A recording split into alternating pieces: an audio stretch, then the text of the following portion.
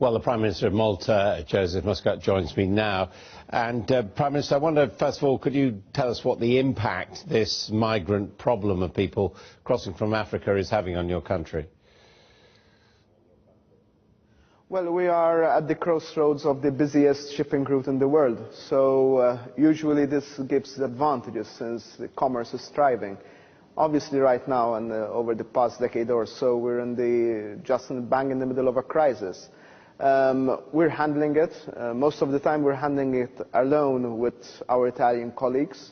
And finally it seems that the world, at least Europe, is waking up to acknowledge the reality that we are facing, and that this is not just a European, that is not just a Mediterranean problem, this is not just an Italian or Maltese problem. This is really a European problem, and finally, yes, we know all the long-term solutions, development in Africa, international development aid, and all the rest. We know that.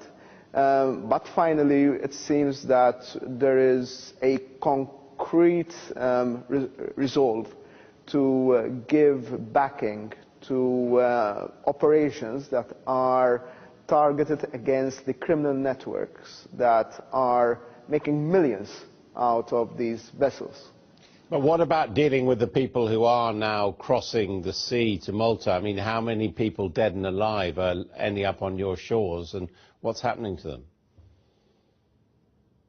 Luckily enough, the way we are coordinating these operations with the Italians, we are a small country, the smallest member state of the European Union. Our military assets are limited, but 100% of our military assets are devoted to search and rescue operations. We're the only country in Europe to do that, and I believe one of the very few in the world really to do that. So we are managing to save many lives. Even the people who died last Saturday, it wasn't because of a failed rescue, but because of something which happened during a rescue operation where a vessel, a merchant ship, was trying to rescue these people. So right now we're not experiencing the haunting images of people being washed ashore dead. But we know that there are many people about whom we don't know who sink even before getting on our radar or on the European radar, really. And as a member of the European Union, you are convinced now, are you, that the alliance is about to take action which is going to deal with this problem? No, I'll believe it when I see it. So if you intend, or you're referring to the 10-point plan, most of it is a rehash of previous statements, to say the truth. The real news in all this, in my opinion, is that finally Europe is taking a proactive stand rather than a reactive stand, and not only advocating the long-term solutions or making statements of intent on issues. And we all know that migration is a thorny issue in each and every European member state. It's obvious. But apart from that, there is finally the resolve to take short-term solutions, similar to the ones Europe took off the coast of Somalia. So off the coast of Somalia, there is a problem of piracy. But the problem was really tackled in an effective manner, because Europe wasn't saying, look, we'll let the pirates board the ships and then maybe we'll do something. No. There's a mission, the Atlanta mission, that by means of European coordination prevents pirates from boarding ships, and it's a deterrent. The same way, there is a proposal, and we're counting on, together with our Italian colleagues, who I heard with Matteo Renzi. We were together in Rome yesterday, and we heard on the phone Prime Minister Cameron, we heard François Hollande, Angela Merkel, the institutions too, the European institutions. What we're looking at is a situation where Europe gives its backing to those member states who have the military capability. Malta doesn't have that military capability, not to invade Libya, for goodness sake, but to make targeted strikes and actions against the criminal networks that are netting millions out of this. So the vessel that capsized on Saturday, if the estimate of around 100 persons is correct, those people, those traffickers, those criminals who organized this voyage, out of just one voyage, netted anything between 1 and 5 million euros, just from one voyage of debt. So you can imagine this is an industry, a large-scale criminal industry that needs to be treated as such.